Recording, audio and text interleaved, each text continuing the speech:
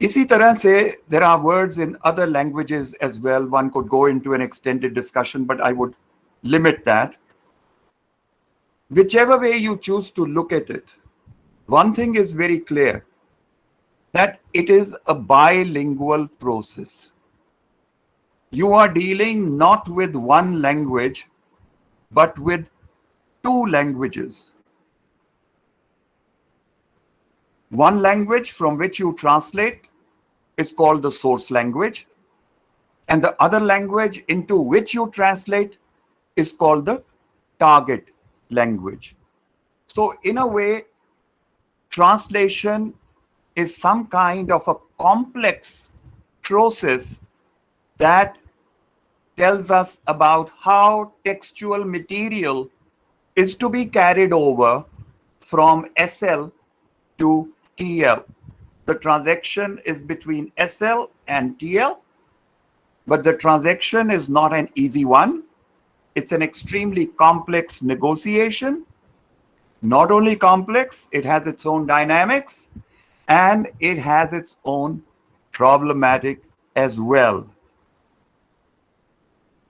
But that is precisely the reason why we need to explore translation studies as a discipline, because it has its own inherent complexity, but sometimes we tend to deny it. Next.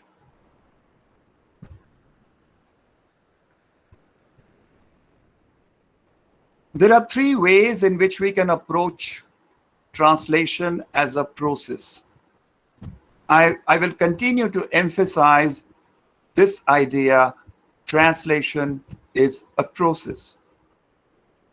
The first approach is linguistic in nature. Second approach is philological in nature. And the third approach is communicative in nature. These are not my formulations, let me confess. This is where I'm putting together material from different sources. Now, what do we mean by linguistic approach? Let us remember, linguistic approach deals with one particular question, and that question is of equivalence. One of the questions that we continue to debate in translation studies is the question of equivalence. First question is equivalence possible? Now, can anyone tell me, why do we need to reflect over this question of equivalence? Because let us understand, we talked about two languages, SL and TL. It is so easy to put these two together and say SL may be equal to TL. But then let us also remember, those of us who understand languages better would know that each language is a complete system in itself. This is the kind of contention that Saussure had, and this is the kind of understanding that we all share. Each language is a complete world in itself. It has its history, it has its culture, it has its subsystems, it has its own grammar, and there are ways in which it functions. So, same goes for other languages as well. Why do we take up this question of equivalence, that though each language is complete in itself, yet there are dissimilarities? These dissimilarities are of history, of culture, of grammar, of functionality. And because there are dissimilarities of varied kinds, therefore, when we try and put two languages together, there is a huge collision. Equivalence is not something that can be taken for granted, but it has to be gradually established. Therefore, equivalence becomes a problem area.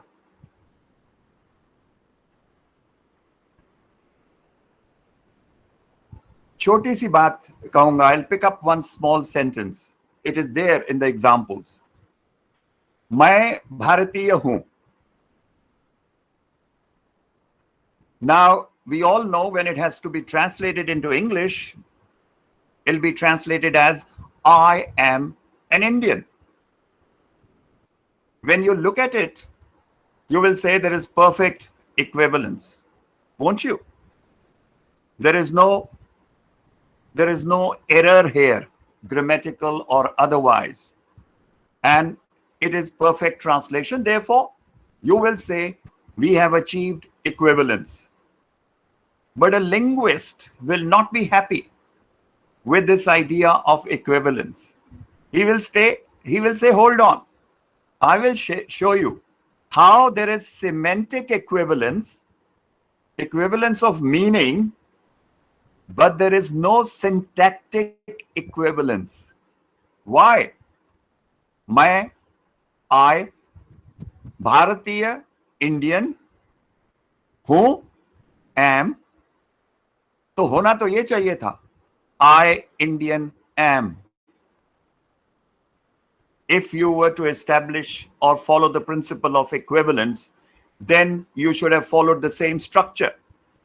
But we all know that structures follow a very different pattern in each language. And that's exactly how, even if you have semantic equivalence there, you don't have what we call syntactic equivalence. These lexical units do not necessarily follow the same pattern. This is something that a translator always has to wrestle with, because one of the questions that you ask yourself when you're doing translation is, do I establish equivalence at semantic level, or do I also establish equivalence at syntactic level? At syntactic level, there may not be any equivalence, and you don't really have to worry about it, right? Move on.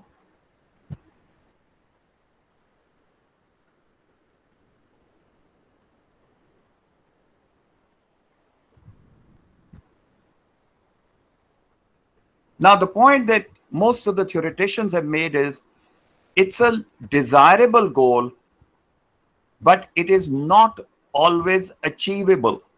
Desirable, but not always achievable because of all kinds of grammatical, lexical, syntactic, and structural shifts.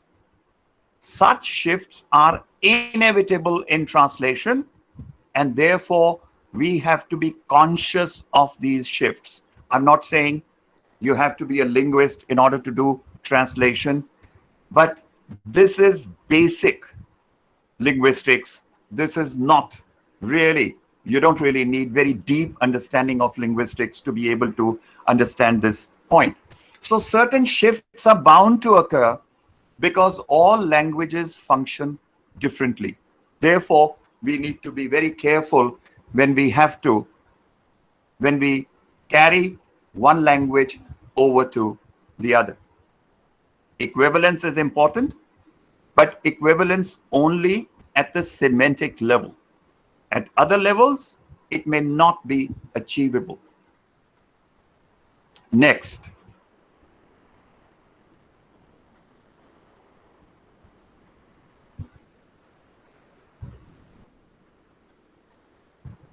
There are other people who have pointed out that it also depends on whose viewpoint you are trying to privilege. You know, when it comes to equivalence, are you taking the point of view of the writer? Are you foregrounding the text, or are you foregrounding the reader? Eugene Nida is the one who has pointed out that we often think of equivalence not from the point of view of the text or the writer, because that may never happen. We always think of it from the point of view of the reader. And what does it mean in real terms?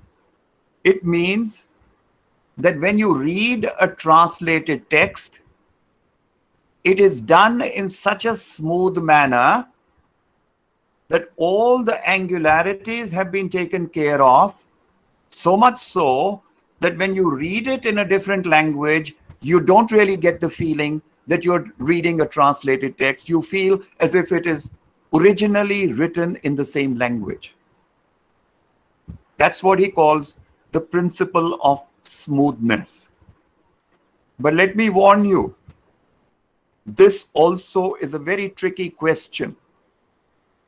If you're trying to achieve this principle of smoothness in the process, what would happen is number of cultural markers which are there in the original text will be erased. I would like to give you my own example at this point. I remember once I translated Gurdial Singh's novel. You know, I was very lucky because when I was translating most of his novels, he was still around. So whatever translations I did, I was able to show them or share them with him. So I did that translation and sent it across to him. There was one particular reference to a tree. It's called Jand tree. Jand has a very strong cultural resonance in our own context, something that I was not quite aware of at that point of time when I was translating that particular text. So what I did was, rather than do hard work and follow the difficult path, I settled for an easy option. And what was that easy option? I just knocked off Jand because I didn't want to get into the nitty-gritty. I didn't want to actually look for the meaning, intricacies of the meaning. So I said, tree is good enough. I retained tree and sent that text over to Gurdial Singh. And you know what happened? I got a long note, 2.5 page long note from him. And it was prefaced with a comment, Rana, it's very strange that you're translating a Punjabi text and you don't even understand the cultural significance of Jand. So that was a moment of embarrassment for me, as much as it was a moment of truth for me. And then he later went on to explain its cultural significance. I'm not going to get into that explanation that Gurdial Singh ji offered to me, which I think we can take up at some other point if we have time. But the point I'm trying to make is, if a translator settles for an easy option and is trying to erase all the cultural references, or is trying to knock down those words which have strong cultural resonance, and is achieving what Nida calls smoothness of translation, then in the process, he may end up erasing the cultural specificity of the text and end up creating a totally new text. And that is one of the problem areas. That is one of the questions that every translator has to confront. Do I have a right to violate the cultural meanings of the text and plant my own meanings there? I have my own difference of opinion there. I like to follow the method whereby I'm not able to domesticate. This is there is a theoretician, Lawrence Venuti, who has talked about two different methods of translation, which we can go on to discuss at a later point. And these two methods are domesticating method and foreignizing method. Domesticating method is when we are trying to achieve this smoothness that Nida emphasizes.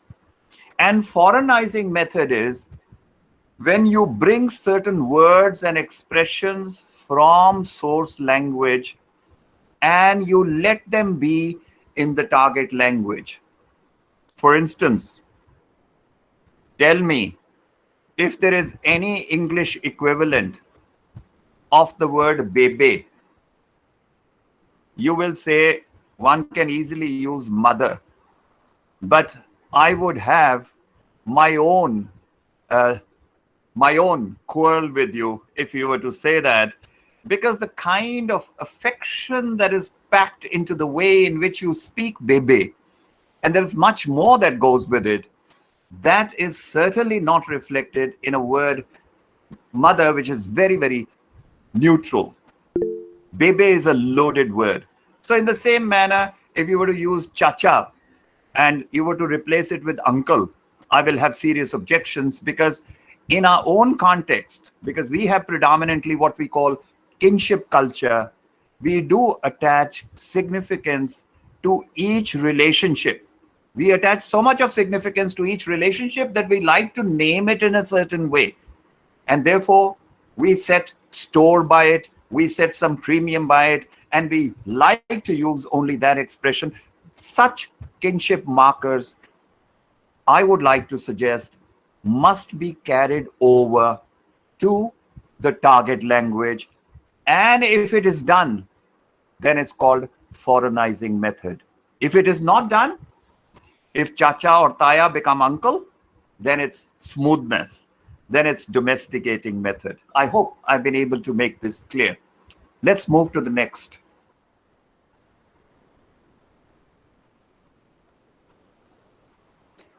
The first approach where we talk about linguistic definition, the focus was on equivalence. But the second set of theoreticians, they say importance has to be given not so much to the principle of equivalence, that will in a way take care of itself, provided you engage with the meaning of each single word that is there in the text. So their emphasis, the philologists essentially emphasize meaning of source language. And they say our effort should not be to establish equivalence, our effort should be to carry the meaning of the source language over to the target language. आप कहेंगे इसमें ज़्यादा फर्क तो है ही नहीं. But I think there is interrelationship, but there is slight difference of emphasis, which you will discover as we get deeper into the discussion. अब meaning जो है, it's a problematic area. लगता तो बहुत आसान है, हमें लगता है शब्द हैं, शब्दों के मायने हैं, लेकिन प्रॉब्लम कहाँ शुरू होती है? We are essentially focusing on literary translation.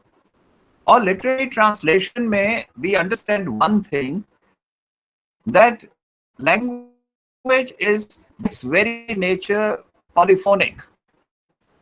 Language is like rays which are coming out of the prism, which are splitting in several directions, which are multi-layered and multi-colored in a way.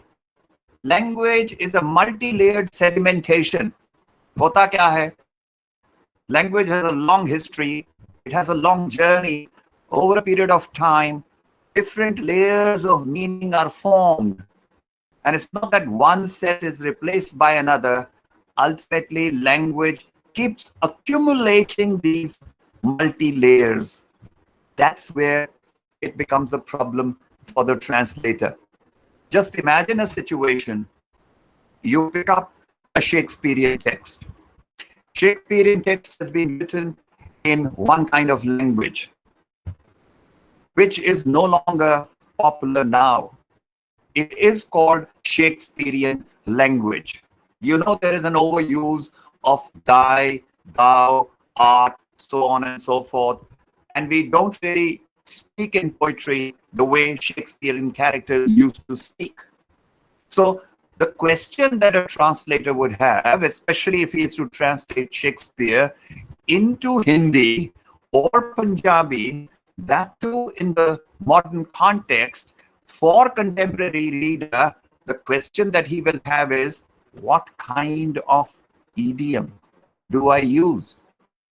Do I use some kind of an archaic form of Hindi, which was popular in 16th century? क्या आप तुलसीदास की भाषा use करेंगे Shakespeare को translate करने के लिए? लेकिन ऐसा तो नहीं हो सकता है कि तुलसीदास शेक्सपियर नहीं बन सकते हैं. You can't really do Tulsidas to Shakespeare while translating him. So these are all, I'm just trying to kind of outline different kinds of problems that you are, different kinds of questions that you are likely to confront and probably answer for yourself once you get deeper into translation. Language is not only multi-layered, it also has history.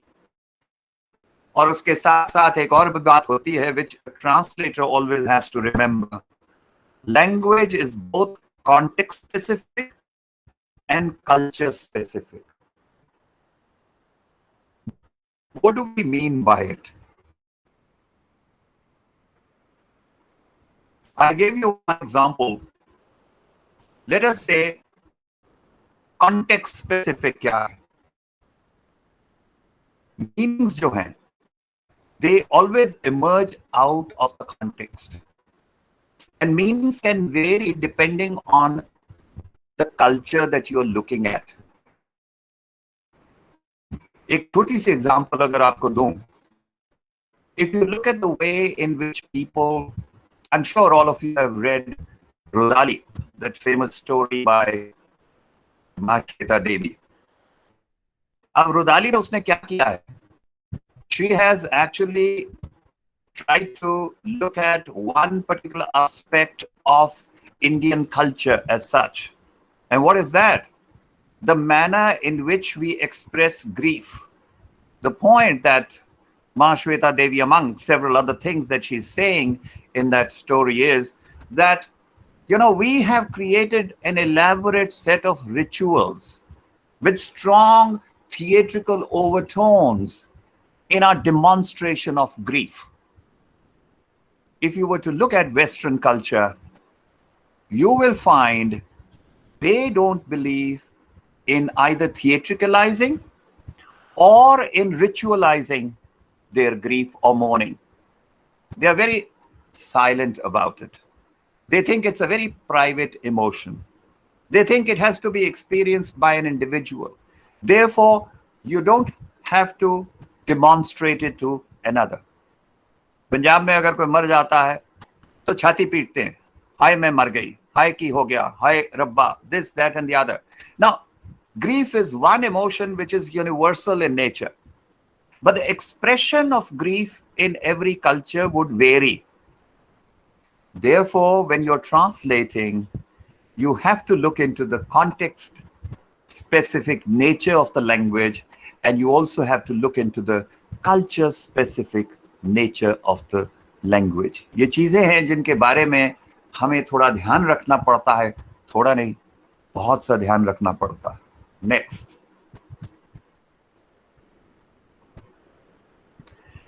अब primarily हमारी understanding of meaning tells us that there are two kinds of meanings.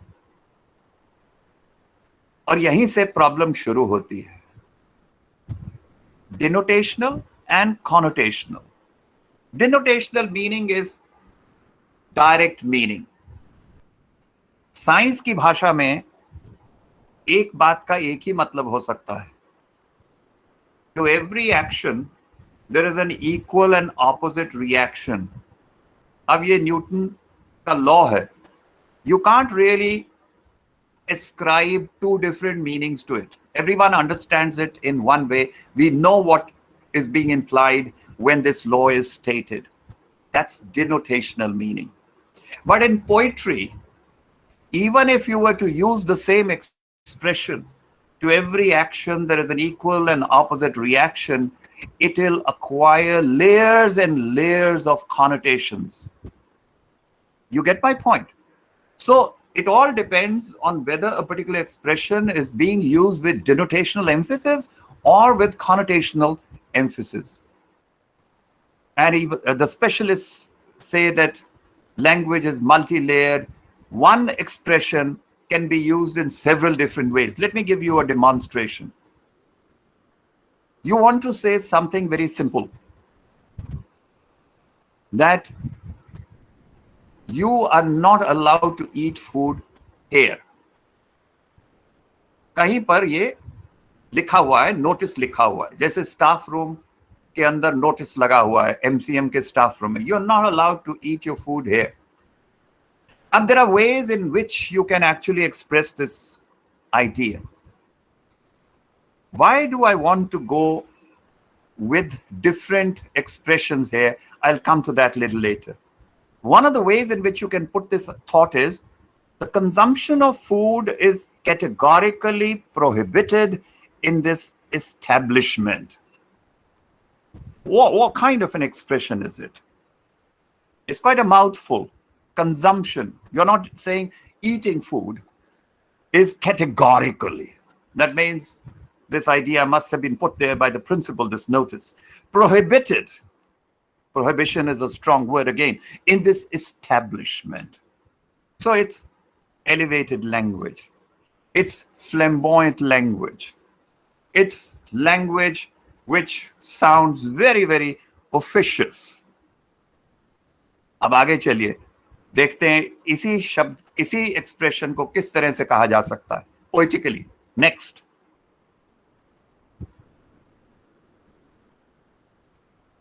Let's अब अगर इसको थोड़ा poetic expression देखना है तो आप कहेंगे you may eat wherever you like, but your eating here is what we don't like. हालांकि ये पोइट्री नहीं है, but this approximates to a poetic expression. If you want to put it in a poetic manner, you probably would do in some such way. थोड़ा को आपको formal होना है, inform भी करना है, ऑफिशियस ज्यादा नहीं होना है. You are requested not to consume food. अब देखिए, पहले भी कंजम्पशन आया था, अब भी कंज्यूम आ रहा है, ईटिंग नहीं हो रहा है. In this establishment, very formal. Normal क्या है? जो आम बात कही जा सकती है, जो अक्सर कहनी चाहिए. Eating is not allowed here. Familiar क्या है? Please don't eat here. You're telling someone.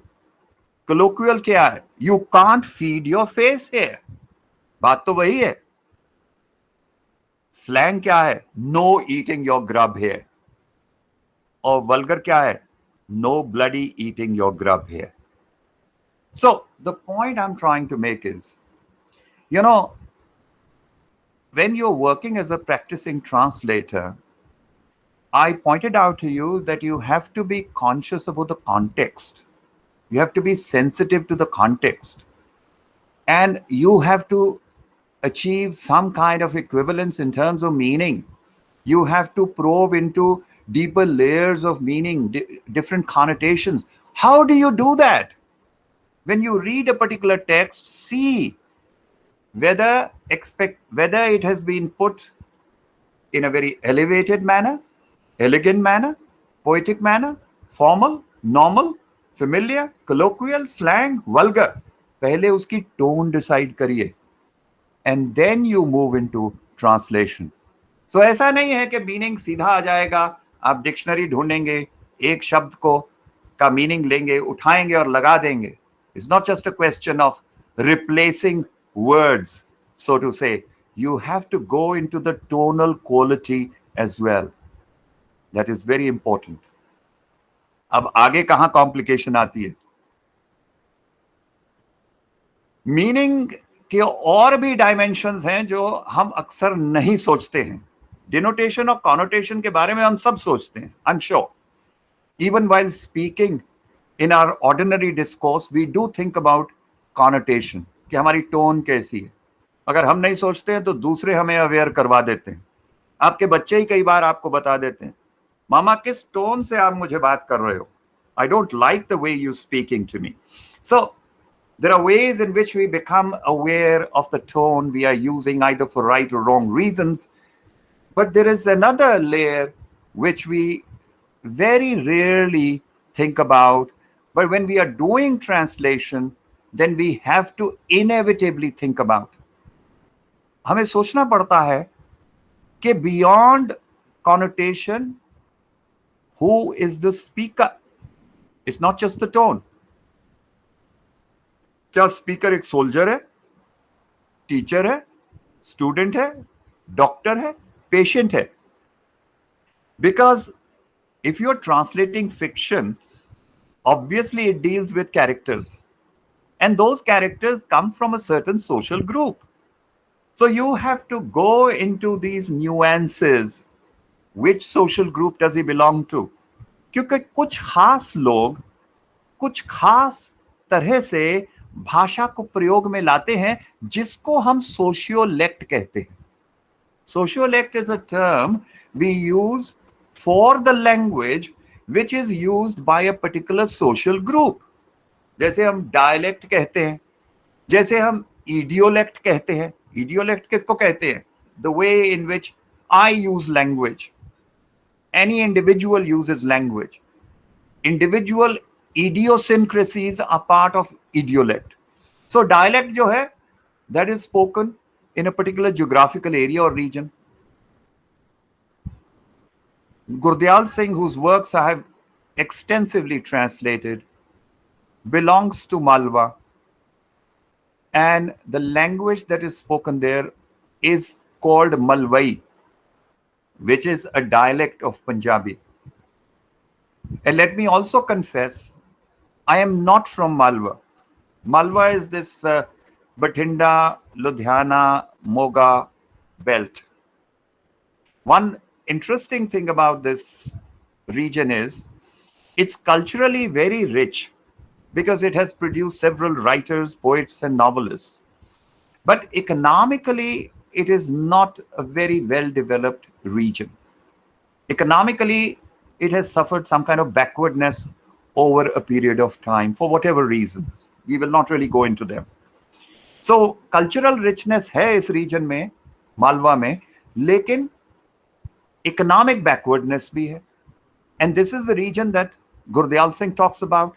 So use of dialect becomes very important. But translator के लिए problem क्या आती है? You do not know dialect of English. हमारे लिए ये सवाल था when we were first time translating, both Pushpinder and I, when we got down to translating Gurdial Singh, one of the questions that we asked ourselves was, how do we translate dialect of Punjabi into a dialect of English? Do we do that? और हमें तो कोई dialect आता ही नहीं है अंग्रेजी का. हम ये भी नहीं कर सकते थे कि हम थॉमस हार्डी को उसका जो वेसेक्स का डायलेक्ट है उसमें गुरदयाल सिंह को ट्रांसलेट कर दें, क्योंकि फिर तो गुरदयाल सिंह वो लगना ही नहीं था. फिर तो गुरदयाल सिंह ने थॉमस हार्डी बन जाना था. जैसे मैंने पहले आपको कहा कि अगर आप शेक्सपियर को तुलसीदास की भाषा में हिंदी में ट्रांसलेट करते हैं तो वो शेक्सपियर ना रहकर तुलसीदास बन जाता है. सो इस तरह की दिक्कतें हैं कि डायलेक्ट को आप स्टैंडर्ड इंग्लिश में, अब स्टैंडर्ड इंग्लिश भी क्या होती है? मैं कौन सी स्टैंडर्ड इंग्लिश जानता हूं? I just know Indian variant. I speak Indian variant in a particular manner. Therefore, I am just one individual speaker of English, the way I know language. So वो dialect भी जो है मेरे idiolect में translate होता जाता है. So there are all kinds of ramifications of this problem which one can reflect on. In any work of fiction, there are generally two kinds of sections, as you must have noticed. One is the reported speech, जहां पर कहानी कही जा रही है, where it's being narrated in third person. The other is direct speech, where dialogue is set up between two characters or three characters or four characters. अब जब spoken word को आप translate करते हैं, तो you have to be very, very careful. It's very easy to translate the written text, the narrative section, but dialogue को translate करना अपने आप में बहुत बड़ा challenge होता है, जिसके बारे में हमें हमेशा सोचना पड़ता है कि किस तरह से किया जाए. Because the question that you need to ask yourself is not whether an Englishman would speak in this manner, but whether when the Punjabi speaks in this English, he should not really sound either ridiculous or bizarre or un-English. So ये सारे challenges उसमें हैं when you are translating dialogue in a particular work of fiction. बहुत मुश्किल काम है. Anyway, when we come to practice, we will talk about it more. Style मैंने पहले जिक्र किया, शेक्सपियरियन है, ओल्ड फैशन्ड है, ट्रेंडी है, यूफेमिस्टिक है, all that you have to. Frequency उन शब्दों की क्या है? Do they appear only rarely, occasionally, or they are there all through? Normal है या scientific register है? Positive versus negative, emotional tone, so on and so forth. All these layers of meaning become important in translation. By now, I'm sure some of you, those who probably are waiting to become translators, are beginning to get intimidated. कि ये तो बड़ा ही मुश्किल काम है, ये तो बहुत से challenges present कर दिए, अब तो ये हो ही नहीं पाएगा. But once we actually get down to doing it, you'll discover this is just my way of opening up issues, not my way of warning you off translation or saying, please don't ever get into it. But जितनी हम धीरे धीरे जितनी चीजों के बारे में हम संजीदा होते जाएंगे, जितना हम जागृत होते जाएंगे, जितना भाषा की डिफरेंट लेयर्स को खोलते जाएंगे, उतनी बढ़िया क्वालिटी ऑफ ट्रांसलेशन आपकी होती जाएगी. ये फैक्ट है. बाकी ये आपके ऊपर निर्भर करता है कि आप उसकी कितनी लेयर्स को एक्सप्लोर करना चाहते हैं और कौन से मीनिंग्स उभार कर लाना चाहते हैं. Next,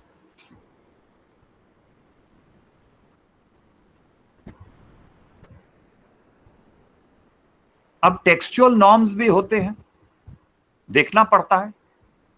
You know, if you are, let's say you have a work of fiction again, but in that work of fiction there is some kind of a will that has been reproduced. अब वो will जो है एक खास तरह की legal language में inscribe होगी. So you have to actually see how that legal language works in another language, how those words function in another language. So whether it's legal, scientific, literary, all that you have to. Pragmatic meaning क्या होता है? Pragmatic meaning has to do with readers' expectations. You know, very often when we do anything, we always look at our own perspective. कि मैं क्या सोचता हूँ? What do I think about the meaning? But as a translator, you have to be conscious of the fact that this has to be read at some point by another person. Not by another person, but by a set of people, maybe by hundreds and millions of people. What are their expectations? Am I raising their expectations or am I nullifying them right in the beginning? So the job of the translator is to raise readers' expectations and fulfill them also as far as is possible. अब linguistic form क्या है? If you are translating a poem, not only both rhyme and rhythm, but meter will also become important. How do you translate? मुझे आज भी याद है एक novel मैं translate कर रहा था. I hope I'm not overstretching and we still have time. May I continue? Do I have time? Yes, sir. Please do. Okay. Definitely. I remember I was translating one novel by Gurdyal Singh. Gurdyal Singh ka novel hai Parsa, in which there is this fascinating character whose name is Parsa, and he's not an educated man. He works on the land, but he was born in a Brahmin family. So if you ask me about his caste, I will say he's a Jat Brahmin. Both a Brahmin by birth and Jat by occupation. And he has phenomenal memory, which is generally what we associate with Brahmins. Brahmins are known for their phenomenal memory. वो श्रुति में रहते हैं ना, स्मृति में भी रहते हैं, तो इसलिए उनको बहुत कुछ याद रहता है. मुझे भूलता रहता है, because I'm not a Brahmin by birth. I'm only a Brahmin by occupation. So वो जाट ब्राह्मण की किस्सा है, and his entire culture resides inside him because he has internalized that cultural memory. So होता क्या है, जब वो खेत में चल रहा है तो कभी उसको बुल्ले शाह याद आ जाता है, कभी उसको बाबा फरीद याद आ जाता है, और वो गाने लगता है, और वो ये जानता भी नहीं है कि वो बुल्ले शाह गा रहा है. So it comes so naturally from within. उसमें एक सेक्शन था where he's walking through the fields and is singing Bulleh Shah. माटी कुदम करेंदी यार, माटी कुदम करेंदी, माटी जोड़ा माटी कोड़ा, माटी दे हथियार, माटी कुदम करेंदी यार, माटी कुदम करेंदी. अब वहां जाकर मैं फंस गया. वहां राइम भी है, रिदम भी है, और मीटर भी है, और मैं उसको पढ़ तो रहा हूं, उसके मायने भी समझ रहा हूं, लेकिन मुझे ये नहीं समझ आ रहा था कि अब इसको अंग्रेजी में कैसे उतारा जाए.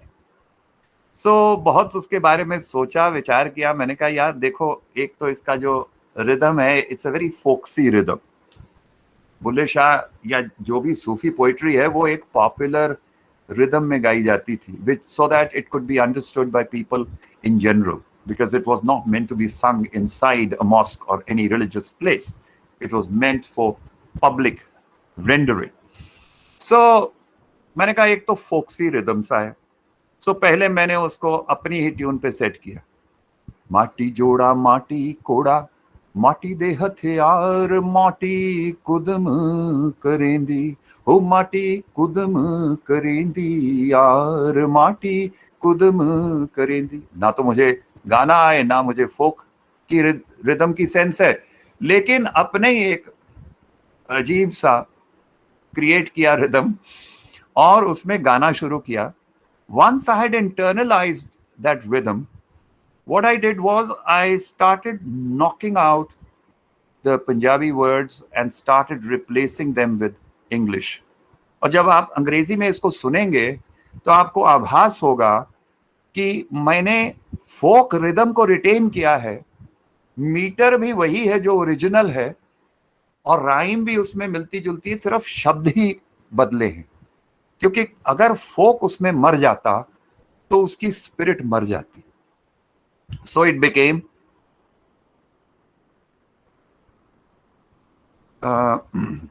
How does it go, dancing dust to my friend makes us dance from end to end. So माटी कुदम करेंदी यार, माटी कुदम करेंदी, dancing dust to my friend makes us dance from end to end. Folk rhythm वही है, सिर्फ शब्द बदल दिए गए हैं. So when you're translating poetry, I think one of the major challenges you face is you have to decide whether you're going to retain the original rhythm that is there, or you're going to use the meter. There are several meters that we are familiar with in English language. But ये कैसे होगा, क्यों होगा, उसके कारण आपको पता होने चाहिए. उस प्रोसेस में आप निकलेंगे. मैंने एक छोटी सी एग्जांपल शेयर की है ये बताने के लिए कैसे मैंने अपनी समस्या को हल किया, पर इसका मतलब कतई नहीं है कि यही एक जवाब है. There are several ways in which we can answer. Same goes for idioms, phrases, metaphors, similes और other literary devices. बाकी हिस्टोरिकल, कॉन्टेक्चुअल और कल्चरल मीनिंग्स भी हैं which have to be dug out of the archives of language. Next. अब यहाँ पर आकर हमें, I think we have missed out on a few. एक वो communicative था, वो हमने मिस आउट कर दिया किसी वजह से. I think philological के बाद कहीं communicative approach थी. It should have been there. Anyway, we'll talk about it. Jasmine ma'am, I think it's the 13th slide. Maybe there's some problem with the sequencing. Just see. Yeah. Yeah. Next. So the third is communicative. Now, what is this communicative? Here we are not thinking of equivalence. We are not thinking so much of meaning. as we move from one approach to the other, is not that the nature of questions change, but it's only that the emphasis shifts. Sometimes it's equivalence, sometimes it's meaning, sometimes it's communication. But a good translator, let me tell you, will keep all these three in mind. He will not adopt a segmented approach. For purposes of discussion, we may try and separate them, but equivalence, meaning, communication, as you understand, are interrelated. So you have to ask yourself questions like, are you interested in direct communication, indirect communication? Do you want to go for transparent communication, or you want to hold back something? What do I mean by holding back something in translation? I mentioned two methods, foreignizing and domesticating. Transparent communication is possible when you're trying to erase all cultural markers, going in for smoothness, and opaque communication is there when foreignizing method is used, when you carry chacha, taya, bebe, bapu over to an English version of a particular work of fiction, and those words appear in English, and they do create some kind of disruption, dislocation that I pointed out to you. And in any process of communication, as we understand, we have to ask ourselves another question. Is it writer-oriented communication, text-oriented, translator-oriented, or reader-oriented communication? हमारे लिए कौन important है? We have to have clarity about it. I'm not doing translation for myself.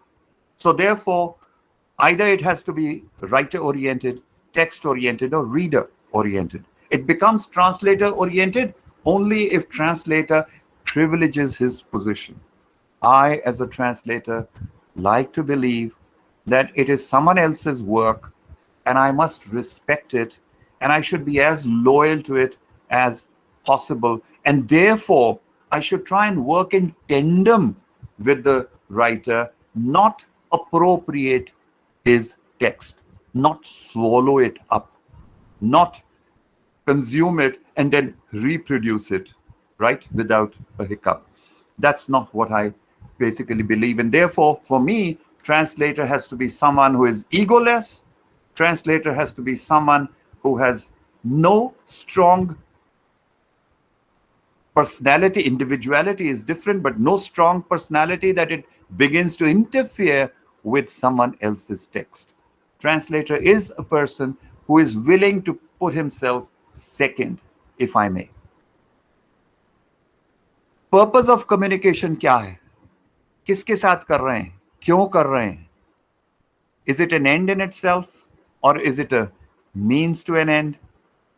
Communication of source language है या communication for target language culture है? फिर यहीं पर foreignizing और domestic आ जाएंगे.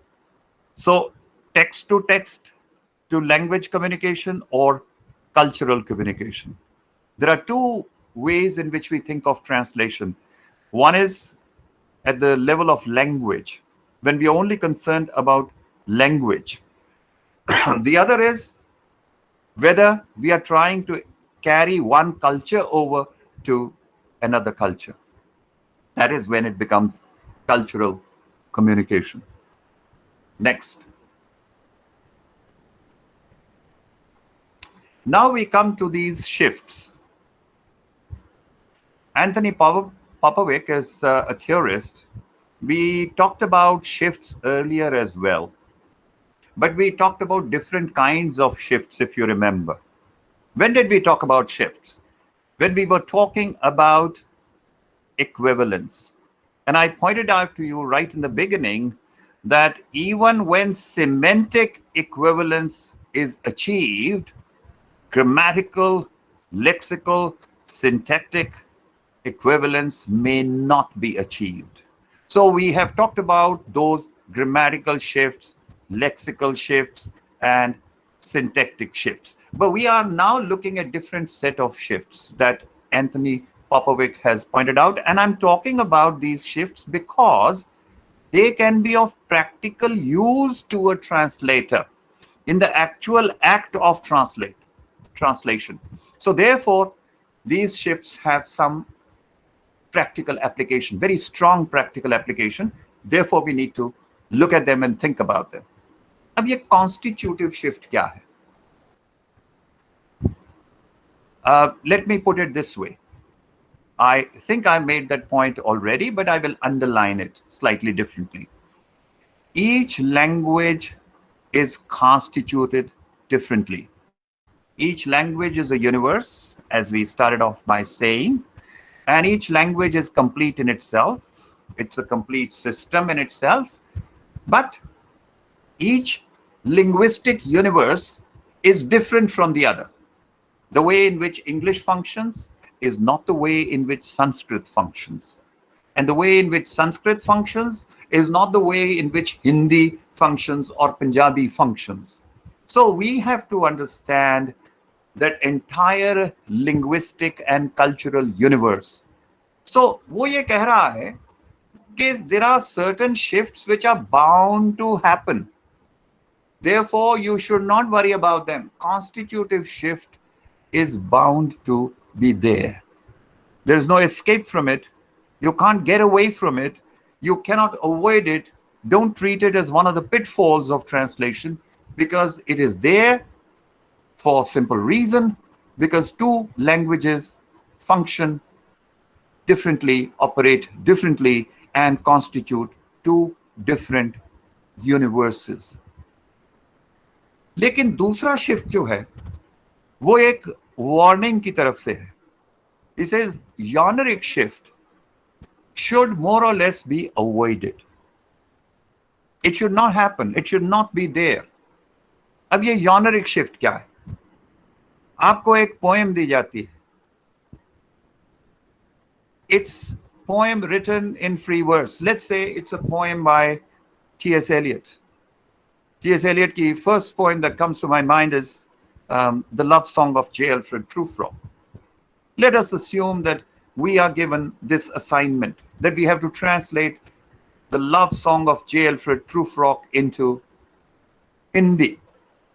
अब आपको पता है कि वो फ्री वर्स में लिखी गई पोएम है, और जनरली होता क्या है, फ्री वर्स में लिखी गई पोएम को अक्सर लोग ये कह देते हैं कि वो एक प्रोजेइक पोएम है. That is not, it doesn't have any meter. Absence of meter doesn't really mean it has no rhythm or it has no rhyme scheme. अगर उसको ध्यान से सुने, it has some kind of an internal music in it.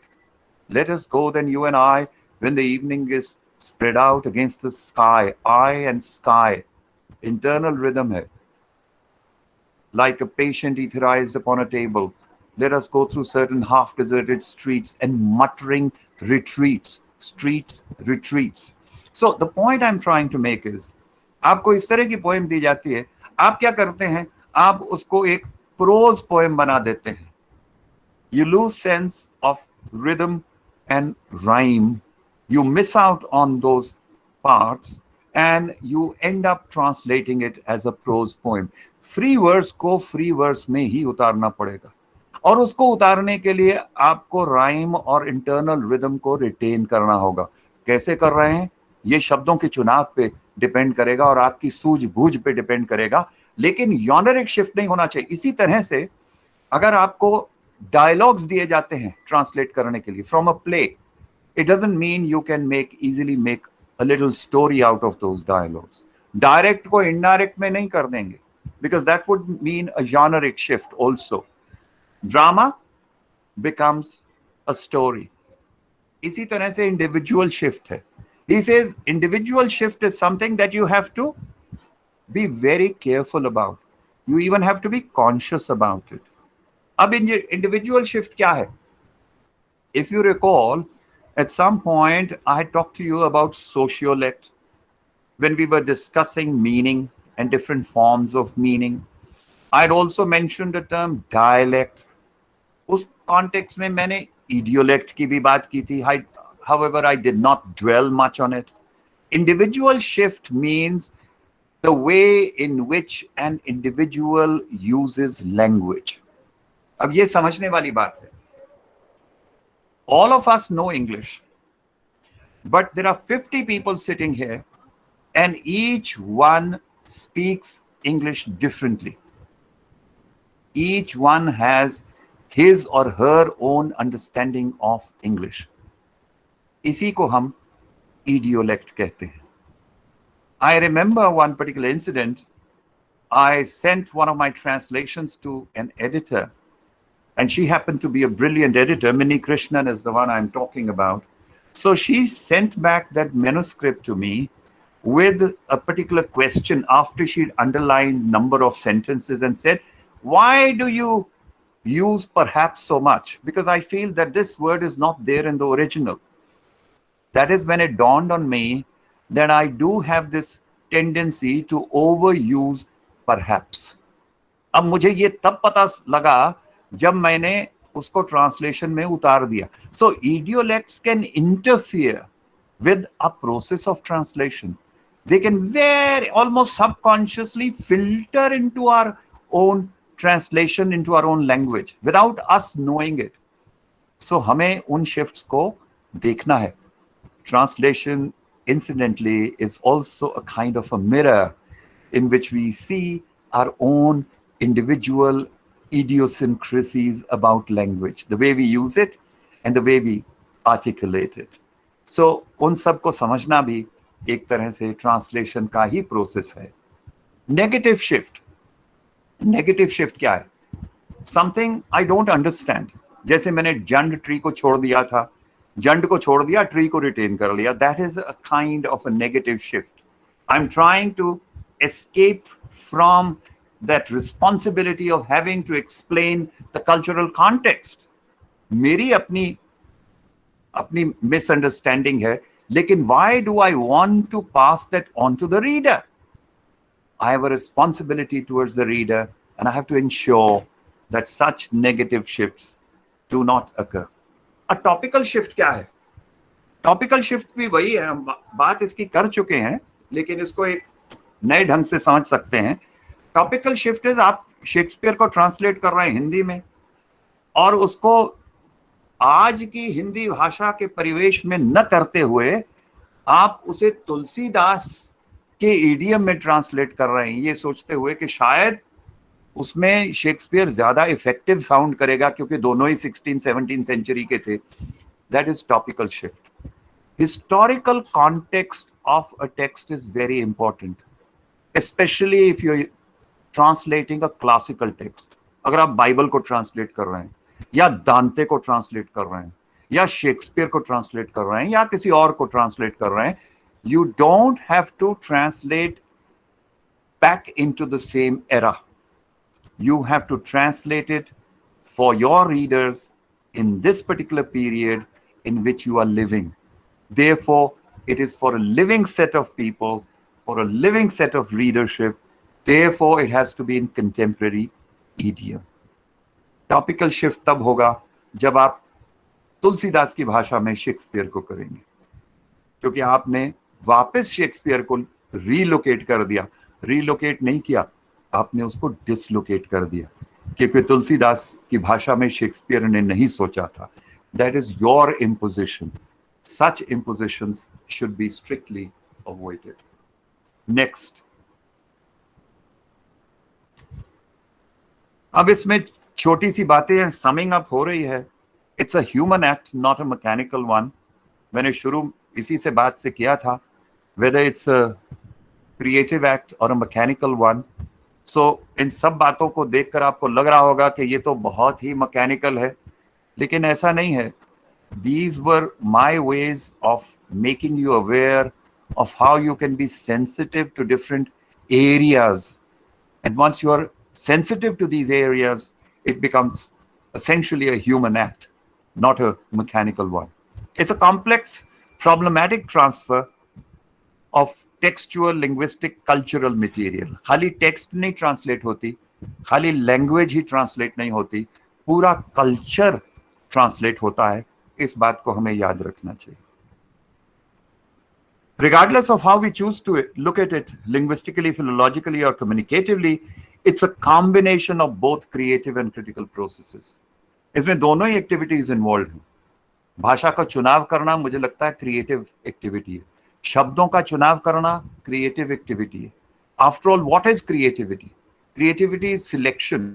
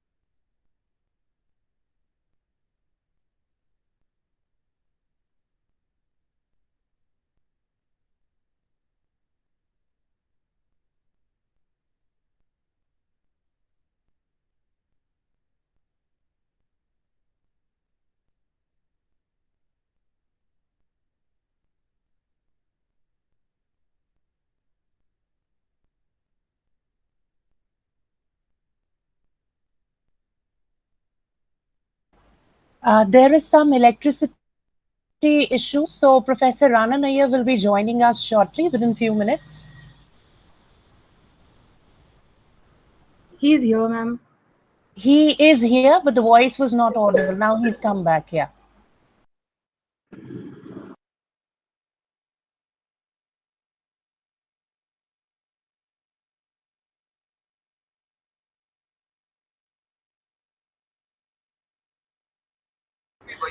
Sir, you are muted. Am I audible now? Yes. Yes, sir, you are Yes, audible. sir. Yes, sir. I'm so sorry. Our light went off. There was a power failure, so therefore I lost the connection. I'm using my phone to connect with you once again. The presentation is more or less over. I was in the process of summing things up, and I think you could look at the last slide, and that'll give you a sense of how I was supposed to sum it up. But I think we can take some time off for questions now, because I'm sure there are people waiting to ask questions. There are things which I've left half said, so maybe it'll give me an opportunity to complete those formulations, which are still half articulated. G. Over to you. I guess Mridula ma'am has raised her hand. Ma'am, maybe you could begin. Anji.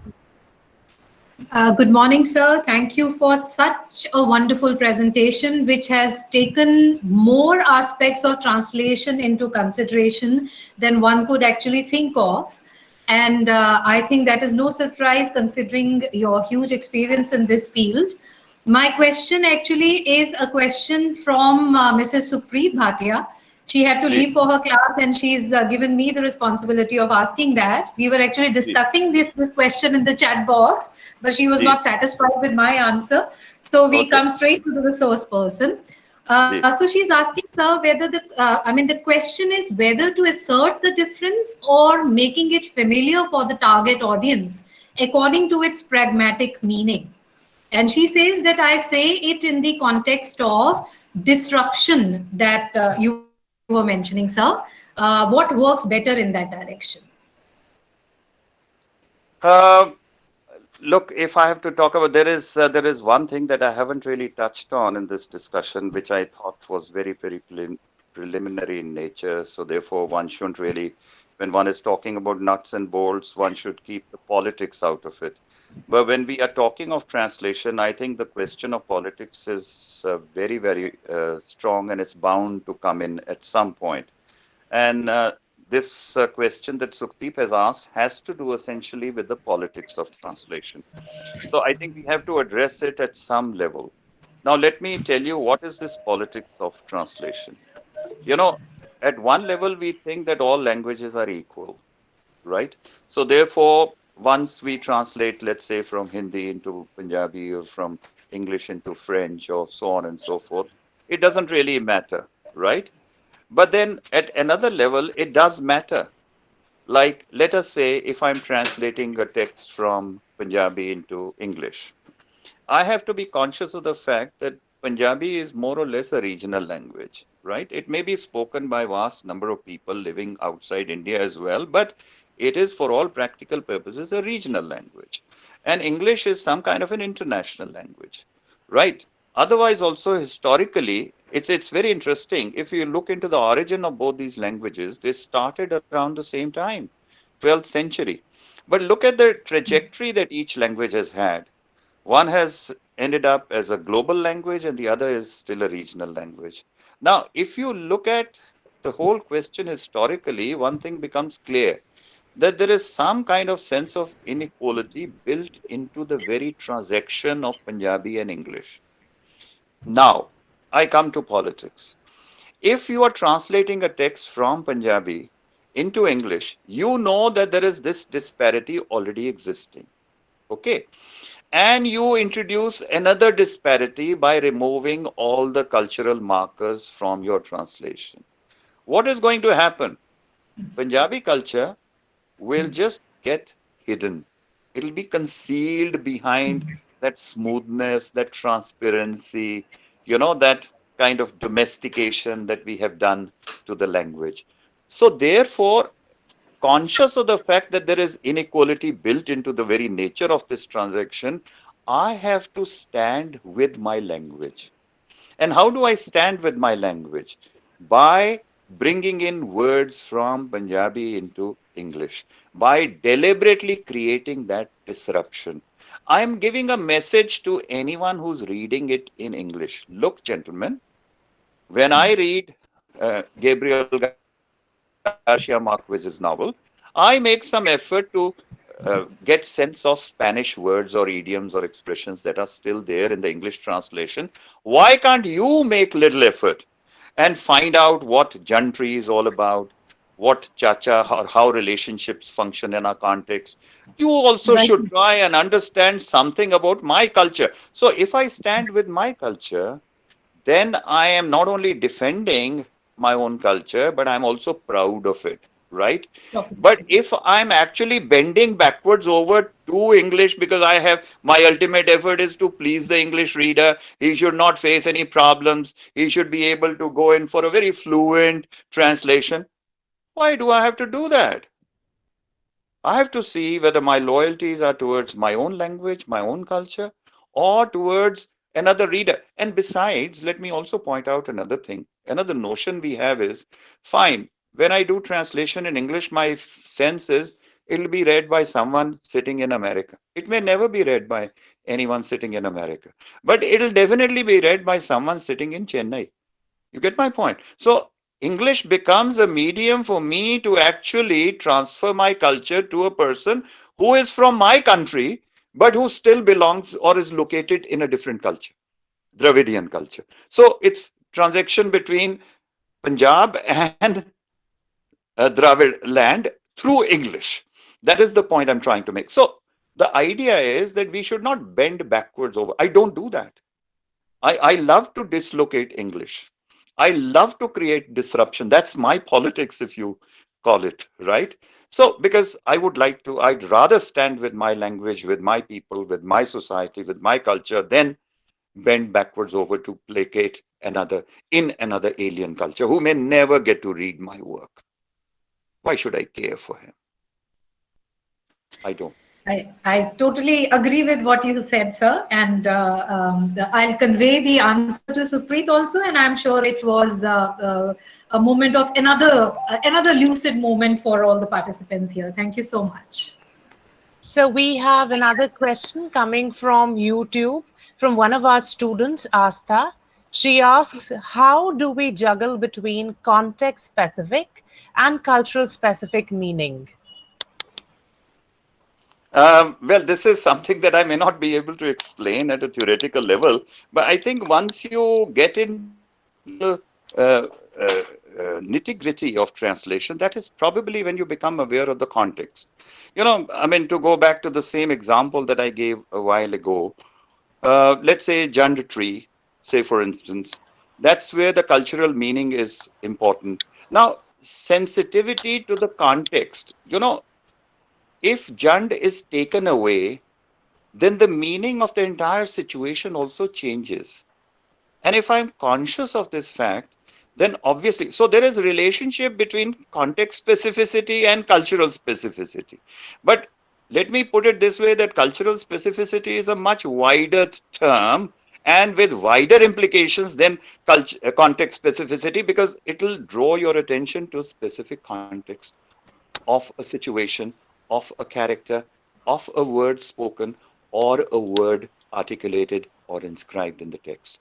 Whereas cultural specifications will have much wider implications. Just to give you an example, there is one text of Gurdial Singh which has been translated by a gentleman called Ajmer Rode. I think I've given this example earlier as well. Ajmer Rode is a very renowned Punjabi poet, but he's settled in Canada. He's been living in Canada for the past 30 years. So he decided to take up Madi Da Diva, which is one of his major classics. Now, he translated it into English. It's been published by Sahitya Academy. Incidentally, that translation is being used in classrooms as well, because I think Madi Da Diva is now prescribed in English curriculum of MA. That is what I learned, because yesterday I was with a group of students talking to them about Madi Da Diva. So, in a way, you would say it has been backed by Sahitya Academy, so it must be a good translation. It has a foreword by Professor Amrik Singh, who was a very renowned educationist and also a translator and a writer in his own right. So one would say that it has all the credentials to be a good translation. But if you look at that translation carefully, you discover it has all kinds of problems. In one of the papers I wrote, I have actually critiqued it in details. Now, just to give you an example. There is an expression that is very often used in Punjabi, "O padia." Now, padia is not a gal, it's not an abuse, it's not a term of abuse. It's just a form of endearment. ਜਿਹਨੂੰ ਤੁਸੀਂ ਪਸੰਦ ਕਰਦੇ ਹੋ ਉਹਨੂੰ ਵੀ ਕਹਿੰਦੇ ਹੋ ਭੈੜਿਆ. It's not a way of demeaning anyone, it's not a way of abusing anyone. It's just, someone you love and you want to shower your affection on him, you say, oh ਭੈੜਿਆ ਤੂੰ ਗੱਲ ਸੁਣ ਮੇਰੀ. Someone who's refusing to listen to you, you will probably say, oh ਭੈੜਿਆ ਇੱਧਰ ਆ. Now, that's a term of endearment. If you were to translate it as the evil one, do you think it'll work in English? Evil one. That's not the intention of the speaker. And besides, by using the word evil, which is a heavily loaded word, because that reminds you of Satan, and that reminds you of Christian theology, that reminds you of several other things, you're actually dislocating it. And you are misinterpreting the intention of the speaker, and therefore conveying a very different meaning to the reader, which he should not have access to. इसका मतलब कि पंजाबी लोग जो है एक दूसरे को गालियां निकालते हैं, बहुत बुरा कहते हैं, ऐसा नहीं है. वो तो प्यार करते हैं, वो तो enemy को भी प्यार करते हैं. That's the kind of culture. So, and then of course there are several other problems with it. At one point there is a character who's talking to his daughter and he says honey. Honey is an expression which you do use in English, and it's used freely in a very liberal manner for wife, for beloved, for sister, daughter, anyone. And it goes and everyone understands the nuance. So there's no problem with it. But ਜਿਹੜਾ Punjabi character ਜਿਹਨੂੰ ਵਿਚਾਰੇ ਨੂੰ ਅੰਗਰੇਜ਼ੀ ਦੀ ਕੁਝ ਪਤਾ ਹੀ ਨਹੀਂ ਹੈ, it's not part of his idiom. ਔਰ ਉਹ ਹਣੀ ਮਤਲਬ ਬੀਬਾ ਤੇ ਕਹਿ ਸਕਦਾ ਉਹ, ਪਰ ਉਹ ਹਣੀ ਨਹੀਂ ਕਹਿ ਸਕਦਾ. ਹੁਣ ਤੁਸੀਂ ਕੀ ਕੀਤਾ, ਬੀਬਾ ਨੂੰ ਹਟਾਤਾ, ਹਣੀ ਨੂੰ ਲਗਾਤਾ. So what happens is that the text gets culturally relocated in Canada. It ceases to be a Punjabi text located in Malwa region. वो Canadian बोलते होने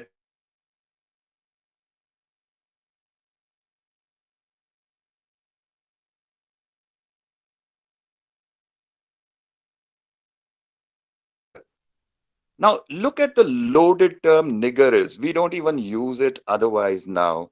You know, nigger is a pejorative term. It's gone out of use.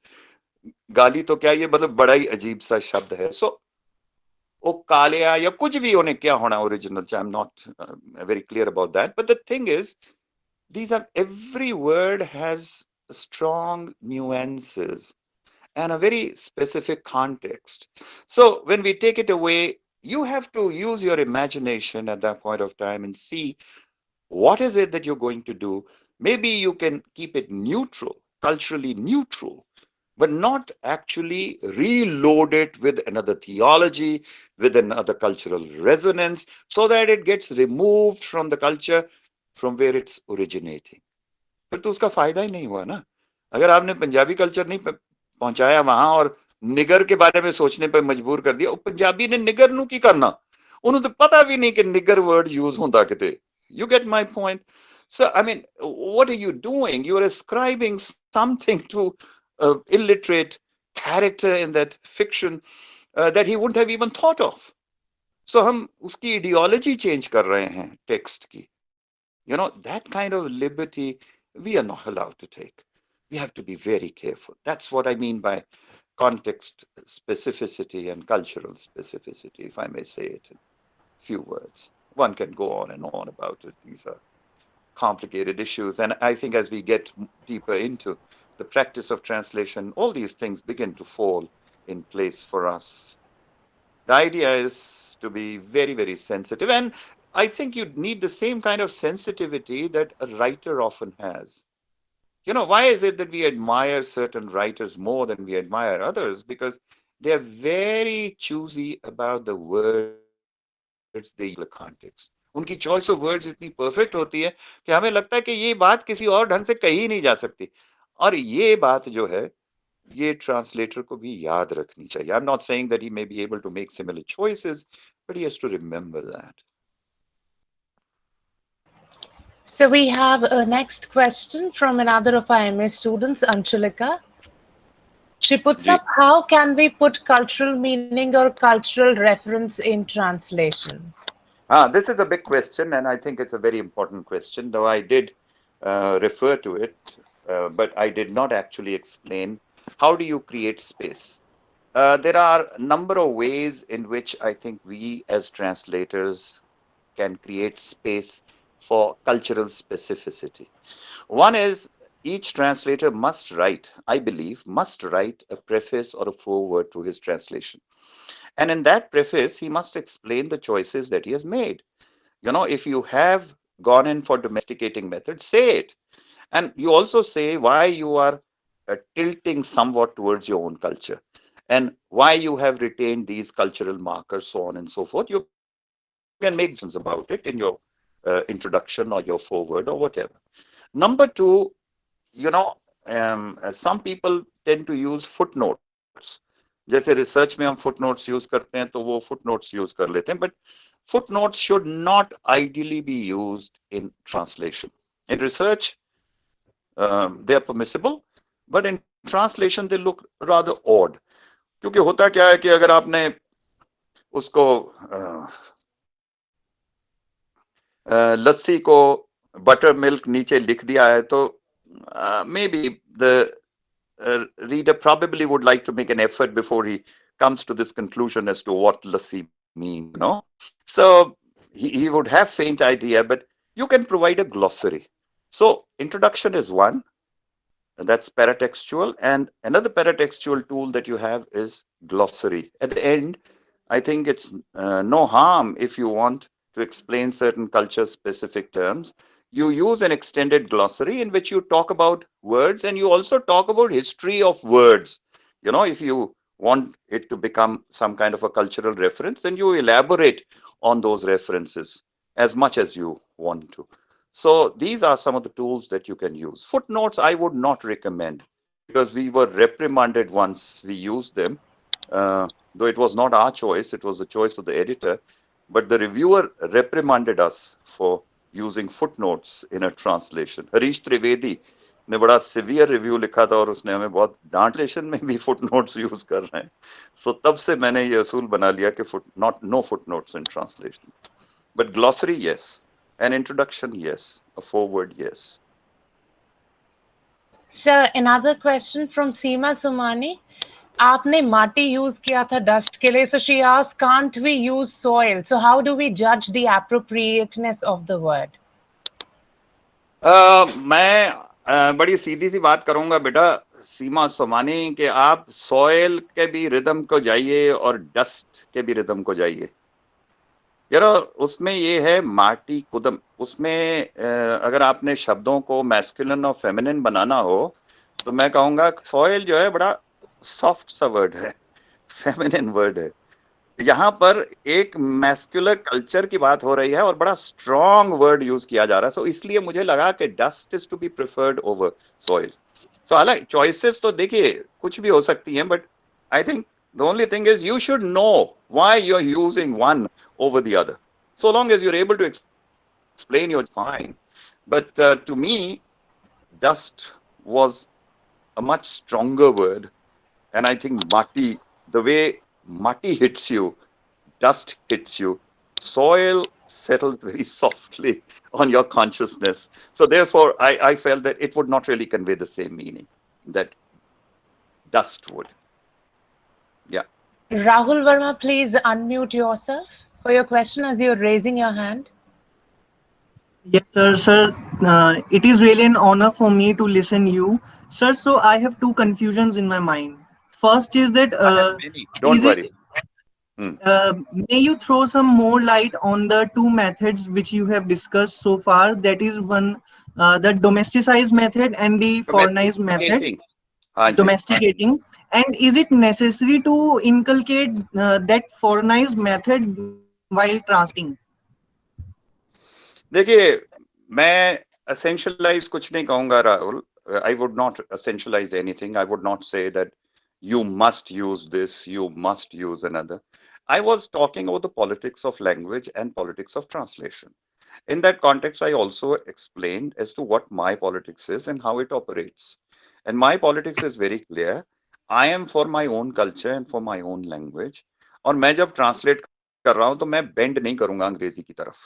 तो अगर मैं bend नहीं करूंगा तो मेरे पास बेटा चॉइस ही कुछ नहीं है. मैं डोमेस्टिकेटिंग मेथड अपना ही नहीं सकता क्योंकि डोमेस्टिकेटिंग में स्मूथनेस आएगी, ट्रांसपेरेंसी आएगी, कम्युनिकेशन बहुत ही ट्रांसपेरेंट हो जाएगी. It would seem it seamless and it would appear as if it has originally been written in English. मैं ये इंप्रेशन क्या देना चाहता हूँ या ना था ये मुझ पर निर्भर करता है. सो मुझे लगता है मैं नहीं देना चाहता. Consciously, I don't want to project this image that it's originally been written in English. मैं किसी को डिल्यूट नहीं करना चाहता, झूठ नहीं बोल रहा हूं मैं. So मैं कहता हूं हाँ पंजाबी टेक्स्ट है, इसमें पंजाबी भी आ रही है, फिल्टर होकर आ रही है, थोड़े से फिल्टर लगा लो, थोड़ा ग्लॉसरी देख लो, थोड़ी तकलीफ उठाओ, समझो इसको. So I am in favor of foreignizing method. I personally use it, but I'm not saying you have to use it. You have to make your own choices. ठीक है ना? और the only thing is, when you make choices, stand by them. Number one. And when you make choices, also explain them somewhere. When I say stand by them means own them up and then also explain to the reader कि मैं ये choices ले रहा हूँ और ये मेरे कारण है. Perfectly fine. You don't have any compulsion to follow one method or the other. You choose your own, right? You may even choose combination of both. ऐसा तो नहीं है कि दो ही मेथड है, उनका कॉम्बिनेशन भी हो सकता है कि कहीं नहीं स्मूथनेस आ रही है लेकिन उसके साथ साथ डिसरप्शन भी हो रही है. So it can be both and not either or necessarily. You get my point? या क्योंकि प्रैक्टिस में जो थ्योरी हमेशा बेटा मॉडिफाई होती है, रेडिकलाइज होती है. हाँ Mridula, I'm so sorry. Yes, Rahul. Go on. Sir, second question is, so you have discussed all those shifts which we have to really care about while translating a particular work of art, if it is going to be a fiction necessarily. So, sir, I mean, if I am going to translate any work, then it will be my creative faculty, na? So, is it necessary then to take care the mindset of the author while translating that? How this case can be resolved? I mean, this is another biggest problem which I am confronting with. देखो, बात बड़ी सीधी है. Text किसी और की है, आप उठा रहे हो ट्रांसलेशन करने के लिए, करते हुए आप क्रिएटिविटी दिखा रहे हो, वो आपका एक स्किल है, आपकी एक पॉजिटिव कंट्रीब्यूशन है to the act of translation. But it doesn't mean that you can privilege yourself above the author and say कि ये तो टेक्स्ट मेरी है जी क्योंकि मैंने ट्रांसलेट की है. ऐसा तो नहीं है कि आप ऑथर को हटा ही दोगे कि हाँ जी केदारनाथ सेन की पोएम थी, मैंने ट्रांसलेट अंग्रेजी में कर ली, अब तो ये मेरी हो गई, है ना? ऐसा नहीं होता है. So one has to actually have the reverence towards the text, and if one has reverence towards the text, then I think one also has reverence towards the author. And then one doesn't tend to privilege oneself. Translation becomes an act of submission. ठीक है ना? Translation doesn't become an act of over assertion. कि हाँ मैं ही मैं हूँ, author matter नहीं करता, पीछे छोड़ो जी उसको. Who is केदारनाथ सिंह, है ना? Who is Namvar Singh? Who is Gurdayal Singh? Who is this thing Mridula Garg? हमने इनकी परवाह करते, हम तो खुद ट्रांसलेटर हैं, हमने तो इनका नाम ही हटा दिया. Both the tendencies are wrong. If the author hijacks your project and says, I don't want to give credit to the translator, or if you hijack his project and say, I don't want to acknowledge who the author is, I am the author of this translation. No, sorry.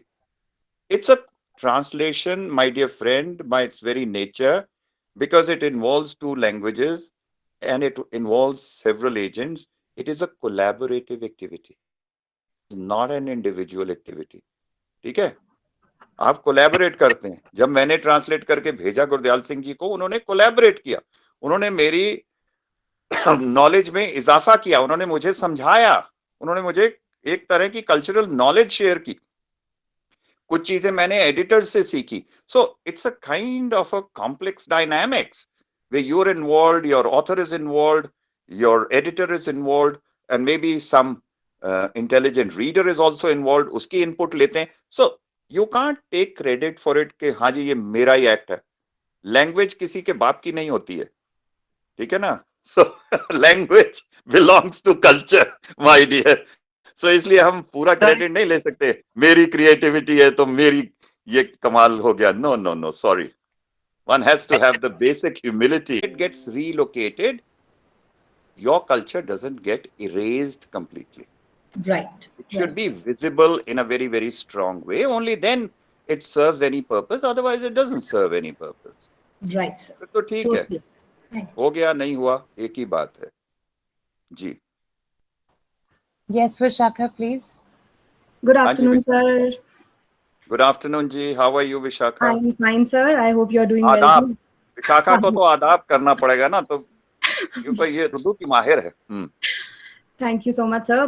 मेरा इन consonance ही है ये सारी जो हमारी गुफ्तगू रही अभी तक, कि अगर ये सब चीज़ें एसेंशियल हैं, कुछ चीज़ें हम ख्याल में रखते हैं, कुछ चीज़ों को डेलिबरेटली ख्याल से निकालते हैं कि हमें इस तरह से नहीं करना, and then it's a submission and not an ownership.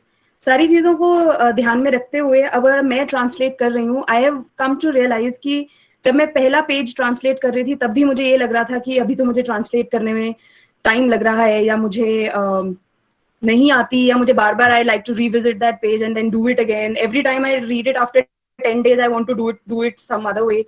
And then at the 100th page also it's the same thing. It's not like that it gets easier after 100 pages or after 100 books for that matter. So my question is, that means there is not a manual that one can give to someone who is translating and tell them कि अगर ये कर लोगे तो translation बढ़िया हो जाएगी, अगर ये नहीं करोगे तो translation नहीं होगी. There are obviously do's and don'ts, but then we can't really give someone और वो particularly किसी language की, चाहे वो उर्दू से इंग्लिश हो, चाहे पंजाबी से. अब आपने इतने सारे वर्क्स ट्रांसलेट कर दिए, फिर भी जब आप कोई नया पंजाबी वर्क उठाएंगे करने के लिए, all those rules that you probably must have observed or made for yourself might not be applicable to the new Punjabi work that you pick up. बिल्कुल ठीक बात है. You know, this is another way of saying, Vishakha, that theory actually fails you when it comes to practice, because practice far exceeds the theory. Which means theory is not actually able to answer all the questions. But my point in emphasizing theory, or was talking about theory, not emphasizing so much, I think I was simply trying to draw your attention to certain questions which we need to keep in mind. Basic thing is कि एक तो ये है कि हम दोनों languages के साथ जुड़ जाएं, एक के साथ ज्यादा जुड़ जाएं. You know, that is one ground rule, if you want me to enunciate ground rules or maybe sum up much of what I've already said. दूसरा ये है कि we have to have certain degree of self consciousness about what we are doing. Exactly. मतलब हमें सजग रहना है, aware रहना है. You know, there are two ways of doing anything in life. One is to do it in a subconscious manner and not be able to explain what I've done. The other is to be able to make conscious choices, क्योंकि आप aware हैं, हर stage पे आपने सवाल पूछे हैं, हर stage पे आपने wrestle किया है with meanings, हर stage पे आपने settle किया है. You have chosen 10 words and out of that you've picked up one, and you know why you've picked up one, right? So choices have to be made in a self-conscious manner. Third thing is, अब आपने कहा जी first page पे मुझे problem आई, 100 page पे भी कोई problem आएगी. Idea is that there is no problem what method you're using, right? You may even vary your method, but there should be some degree of consistency in terms of your own choices in relation to a particular text. ये नहीं है कि first page पे आपने कुछ decide किया था, वहां तो आपने ये सोचा कि मैं इसको रीडर फ्रेंडली बनाऊंगी, 100 पेज तक पहुंचते पहुंचते मैं इसको सेल्फ इंटेलिजेंस के लिए कर रही हूँ, आपका वो ऑब्जेक्टिव ही चेंज हो गया. No, sorry, you know, then there has to be fair amount of consistency throughout. जिस आप पर्पस को गोल को लेके चले हैं, फर्स्ट पेज पे वही डिक्टेट करता है आपकी चॉइसेस, 100 पेज पे भी वही डिक्टेट करता है, and then you write about those decisions that you have arrived at in your introduction. उससे बातें जुड़ जाती हैं. Reader is able to appreciate what you have done. ठीक है, he understands the rationale behind your choice कि हाँ जी आपने ये चुनाव किया, ऐसे शब्दों का चुनाव किया, आपने डोमेस्टिकेटिंग यूज किया, आपने कम्युनिकेटिव बनाया, लेकिन टोटली कम्युनिकेटिव ट्रांसपेरेंट नहीं बनाया, so on and so fourth. Basically ये सारी चीजें तो हमें तब काम में आती हैं जब हमने एक इंट्रोडक्शन लिखनी होती, अदरवाइज तो, या सोचने के समय काम आती, अदरवाइज तो इनका कोई मतलब है ना. सर, जब हमारे दरमियान ही इतनी मतलब इतना इख्तलाफ हो सकता है कि हम पहला पेज जब जैसे हमने किया, अब हमने अपनी चॉइसेस कर ली, पर अगर मैं 10 दिन बाद सेम पेज रिविजिट कर रही हूँ तो चाहे मैं शायद डिफरेंट वर्ड्स यूज करूँ, not that I am making different choices या रीडर फ्रेंडली और उसमें, बट मुझे अब अचानक से या फिर a new word came into my vocabulary और something like that, not that मैंने पहले रिसर्च नहीं करी थी. How wise is it to give it to multiple people to check your translation? Because everyone has a different way of translating it. देखो, शब्दों का जहां तक ताल्लुक है ना विशाखा, ये होता है कि ठीक है, आपको when you were doing it that word did not occur to you, right? For some reason you never thought of it, and after 10 days when you're rereading the same, suddenly it occurs to you, no, this would be a better fit. अच्छा, उस वक्त जब आपको better fit लगता है ना, तो maybe what another thing that you can do is, rather than immediately replace the word, go back to the original, go back to the context, look at the context. Does the context allow you? Now the word may appeal to you because you are seduced by the resonance of that word. You get my point? Yeah. शब्द भी तो हमें seduce करते हैं ना, हमें seduce करते हैं, हमें attractive लगते हैं. हाँ, उनका जो रेजोनेंस है वही हमें बड़ा अच्छा लगता है. नहीं, इसका जो है, इसकी अपील बहुत है, यू नो, मीनिंग में नहीं हम जाते, तब हम कहीं और ही खोए होते हैं. जब एलिट्रेशन बहुत अट्रैक्ट करती है. हाँ, तो आपको एलिट्रेटिव इफेक्ट या कुछ उसका राइमिंग इफेक्ट अच्छा लग रहा होता है, आपको कहते हैं या कमाल हो गया, ये तो शब्द मैंने पहले क्यों नहीं सोचा, यही तो था जिसको मैं ढूंढ रही थी. But the thing is, it may actually take you far away from the original context. So एक बार better fit decide करने से पहले original context को देख लीजिए, वो आपको बांधेगा. Ultimately text आपको बांधती है और आपको बंधना भी है वहां, क्योंकि सवाल ये है कि क्या आप total freedom ले सकते हैं? तो वहां मेरा जवाब बड़ा सीधा है, नहीं, नहीं क्योंकि ये नहीं टेक्स्ट आपकी नहीं है, नहीं ये टेक्स्ट किसी और की है, जी और उससे बंध के आप फिर उड़िए, ठीक है, जैसे नेस्ट में से निकल के उड़िए, फिर वापस लौट के आइए. So come back to the original text time and again, but fly as much as you want to. I'm not saying that you have to clip your wings. No, don't do that. Fly because you are meant to enjoy that flight of imagination. उसके लिए तो काम कर रहे हैं आप, है ना? बंधने के लिए, बंधुआ मजदूर बनने के लिए तो नहीं आप But the question translator is, बने then ना. how wise it is to share your translation with someone and get their feedback. देखो, anyone reading it Better is such a relative word. only after you completed the work. And only after you put the work through 3 or 4 revisions. Her work की 4, 5, 6 revisions होनी चाहिए. Till such time as you are happy and satisfied, क्योंकि basically आपकी भी तसल्ली होनी चाहिए ना पूरी मन की, कि हाँ जी ये काम बहुत बढ़िया हो गया, मेरे को अब तसल्ली, अब इसको मैं एक वर्ड भी चेंज नहीं कर सकती. तो फिर उसके बाद चेंज करना तो और ज्यादा मुश्किल नहीं है? नहीं, फिर देखिए उसमें फिर pragmatics आता है, क्योंकि another set of eyes probably will give you some kind of a alternative perspective which you have never considered. If that is the question, again return to the original. Yeah. Answers are all there. All the time reference has to be made to the original. Right, sir. वहां से टूट के आप काम नहीं करेंगे, उससे जुड़कर काम करेंगे आप, ये बहुत आवश्यक है. Right, sir. अगर आप ओरिजिनल से टूट गए तो फिर तो ये डोमेस्टिकेटिंग है ऑफ अनदर, फिर तो एक नई टेक्स्ट क्रिएट होगी, ठीक है ना, जो राइटर ने शायद ओन अप ही रहेगा. He would not own it up दिल से कि ये तो आपकी है जी, मेरी नहीं है, sorry ji.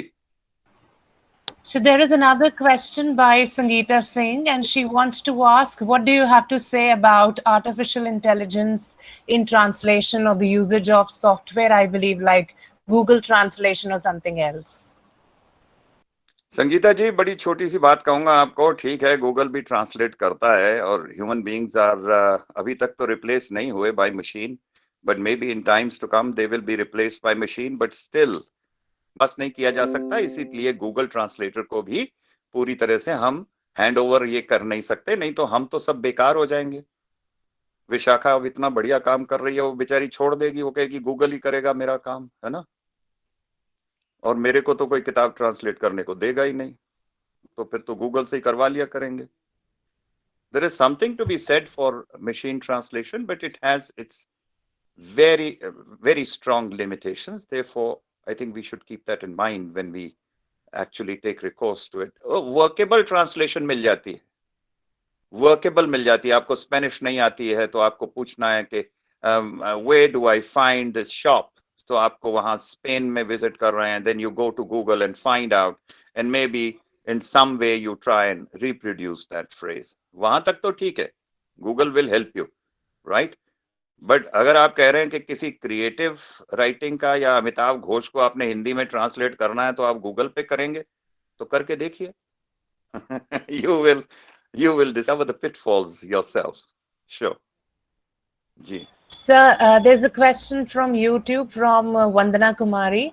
She asked whether sophistication of language leaves the soul of the text behind. देखो जी, सोल अब सोल कहाँ होती है टेक्स्ट की? अब नहीं, ऐसा नहीं है. देखो अभी मतलब apart from that body and soul and materiality language में भी है, सोल भी लैंग्वेज में ही अवेलेबल है.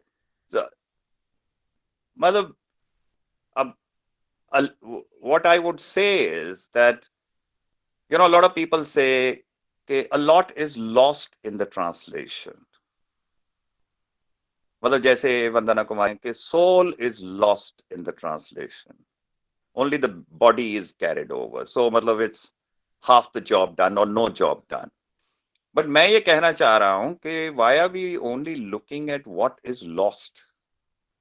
हम थोड़ा पॉजिटिव हो जाएं ट्रांसलेशन के बारे में और ये सोचें what is being gained. अब तमिलनाडु में बैठे हुए या कर्नाटका में बैठे हुए किसी शख्स को गुरदयाल सिंह नहीं पढ़ सकता था पंजाबी में, Do you know that Gurdial Singh has been translated even in Manipuri? Recently, some fellow from Manipur got in touch with me, and he says कि मैंने arms in the name of a blind horse को translate किया मणिपुरी में, मुझे आप उसका no objection certificate दीजिए.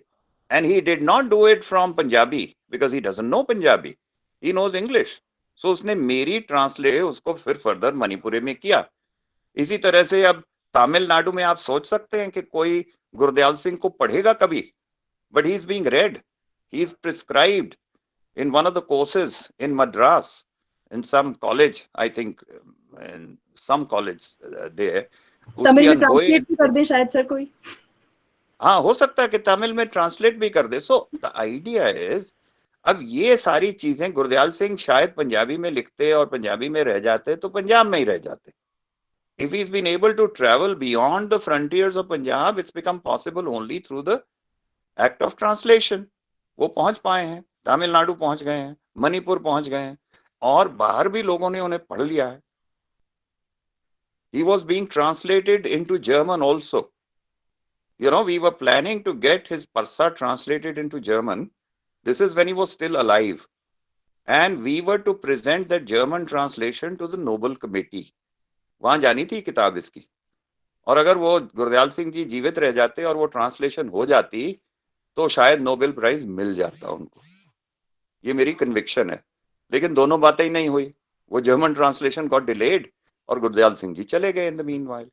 सो and Nobel is only giving to the living author, it's not given to those who are dead. So इस तरह से चीजें होती हैं. ट्रांसलेशन को हम इतना भी छोटा ना समझे, क्योंकि इससे कल्चरल रेवोल्यूशन आती हैं. ट्रांसलेशन से सारा रेनेसां जो है ट्रांसलेशन की वजह से आया था. इंडियन कॉन्टेक्स्ट में भी जिस इंडियन रेनेसां की हम बात करते हैं 19th सेंचुरी में, वो भी इट्स थैंक्स टू ट्रांसलेशन. अंग्रेजों ने पहले ट्रांसलेट किए इंडियन टेक्स्ट, फिर हमने उनके टेक्स्ट ट्रांसलेट किए, वो आइडियाज अवेलेबल हुए, फिर प्रोग्रेसिव मॉडर्न आउटलुक जिसको आप कॉलोनियल मॉडर्निटी कहते हैं वो आई. कुछ अच्छा हुआ उसमें, कुछ बुरा हुआ, बट इट्स ऑल राइट. सो हम लॉसेस को न देखें. सोल पता नहीं किस फॉर्म में सोल, हाँ, अगर ट्रांसलेटर की सोल है and translator is not totally diabolic, soulless creature नहीं है, तो शायद कहीं ना कहीं टेक्स्ट की सोल भी संभाल ही लेगा. सो otherwise a soulless person doing translation or anything for that matter would make even soulful things soulless. So that's the way it goes. So that would be Google, sir, doing the translation without a soul. Exactly. That's what I had in mind. Yeah. So our next question is from Simarjot, one of our students. So she has been reading Guru Granth Sahib in various translations, and she says the translations vary, and even the explanations given by her family members are different. So there are different meanings of the same line. So she says, is it all right or acceptable in translation? देखिए, as far as Simarjit, as far as translation of scriptures is concerned, because Guru Granth Sahib is a holy book, right? जहां तक scriptures का सवाल है, it's a very, very tricky terrain, and one should not venture into it unless one actually has the capability to do it. बहुत से लोगों ने किया है. इन्होंने translations देखी हैं, मैंने भी देखी हैं, और बड़ी अजीब अजीब ट्रांसलेशंस गुरु ग्रंथ साहिब जी की हुई हैं, जिससे मुझे तो बहुत परेशानी होती है. So I prefer to kind of recite those hymns in Punjabi if you can. उससे ट्रांसलेशन में वो बात आती नहीं है. Lot of people have bungled things up. मैं एक टॉपिकल शिफ्ट की बात कर रहा था, where you are translating a text which is historically created at a point in history, but you do it now in 20th century and you dislocate it, जैसे Shakespeare को तुलसीदास के दोहों के साथ आप कर दें, या उसकी भाषा में कर दें. वो एक डिसलोकेशन कई लोगों ने की है. उन्होंने क्या किया कि 17वीं शताब्दी की टेक्स्ट है, तो उन्होंने शेक्सपियर का इडियम उसमें यूज कर दिया, आर्केइक एक्सप्रेशंस यूज कर दिए. All that is not the right approach, because you're doing it for your reader. you're doing it for contemporary times, you have to use contemporary idiom. So इसलिए ये सारी चीजें जो है ध्यान में रखते हुए ट्रांसलेशन करनी चाहिए. And it is not the job of the translator to interpret a text. He has to interpret it for himself to be able to understand what the author is saying. But it doesn't mean कि वो translation का act भी एक interpretation का act बन जाए. मतलब आप start elaborating, critically explain करना शुरू कर दें. So that is one temptation that a translator has to resist, to become an interpreter to the reader. क्यों मैं रीडर को बताता हूं जी मैंने बहुत इसको समझ लिया, अब मैं बताऊंगा कि गुरु ग्रंथ साहिब का मीनिंग क्या, वहां पर दिक्कत शुरू हो जाती है. That's where I say you have to hold back, you have to restrain yourself, you have to pull yourself back somewhere, not go the whole hog and हाँ मुझे पता है अब मैं बताऊंगा ये सारे मीनिंग मैं एक्सप्लेन करूंगा, इसके 10 मीनिंग हो सकते. No, that doesn't work. Anji. So there's a practical question for you now. So this is from Sheena Kamboj, and she's asking how to translate the words langar or Khalsa Panth. ਕੀ ਲੋੜ ਹੈ ਕਰਨ ਦੀ? ਲੋੜ ਕੀ ਹੈ? ਇੰਨੇ ਖੂਬਸੂਰਤ ਸ਼ਬਦ ਨੇ, ਇੰਨੀ ਪਿਆਰੀ ਉਹਨਾਂ ਦੀ ਰੈਜ਼ੋਨੈਂਸ ਹੈ ਸ਼ੀਨਾ ਜੀ, ਤੇ ਤੁਸੀਂ ਕਿਉਂ ਉਹਨਾਂ ਨੂੰ ਬਰਬਾਦ ਕਰੀ ਜਾਂਦੇ ਹੋ ਟ੍ਰਾਂਸਲੇਟ ਕਰ ਕਰਕੇ?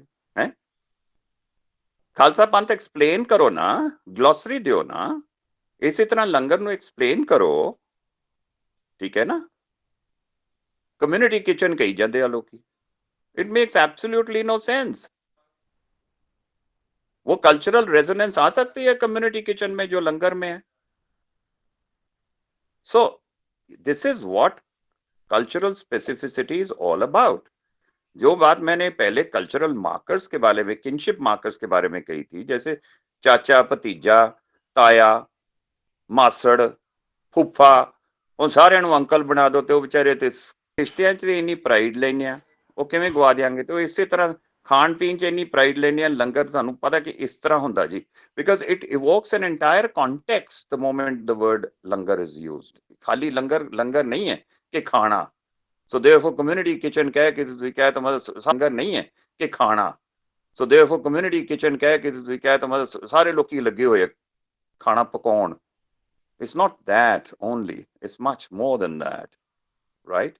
So ये बड़े खूबसूरत शब्द ने और heavily loaded ने, culturally loaded ने, इन्हां नूं preserve करो, इन्हां नूं gloss करो, कोई लोड़ नहीं इन्हां नूं translate करन दी. उन्हां दे कोल लंगर है ही नहीं, उन्हां नूं पता ही नहीं लगना लंगर की है. Though today in the world, the entire world knows what langar is. And thanks to the efforts that Sikh community is making, especially during the pandemic, to start langars all across the world. So is karke ye bhi nahi hai ki langar is a word which they will not understand. They know it. Sir, on this point, when some words creep into the dictionary or they become part of the English dictionary, then do we stop italicizing them? हाँ, फिर की लोड़ है? Italicize only so long as it is from your own culture. ठीक है ना? And it's alien to another. No, but then we can't take it for granted that every English reader knows about langar. No, you can't take it for granted, but therefore you can italicize it, right? And if you feel you can gloss it, but those of the readers who know it, they will relate to it. They will create their own meanings out of it. No, we will definitely use langar. I'm just asking about italicizing it. For example, even for that matter, the word mushaira, it is part of the English dictionary. आपने खुद ही बेटा जवाब दे दिया. जब तक वो English dictionary में, अब मुझे नहीं मालूम कि whether it has already become part of Oxford English Dictionary, OED का part बन गया या नहीं. If it hasn't, then you continue to italicize it. But once it appears in Oxford English Dictionary, then you stop italicizing it, but use it as langar. फिर तो सारे समझ ही जाएंगे यार. They can refer to the dictionary they own. Yeah. Right. Vishakha, even MLA 9 is stating the same जो sir ने बोला dictionary में आ गया, you will not italicize it. Right. So sir, we okay. Two more words for you. नी मेरी heels लेती है. and Fafe Kutni. So how do we translate this? Do we again give a glossary? Very good.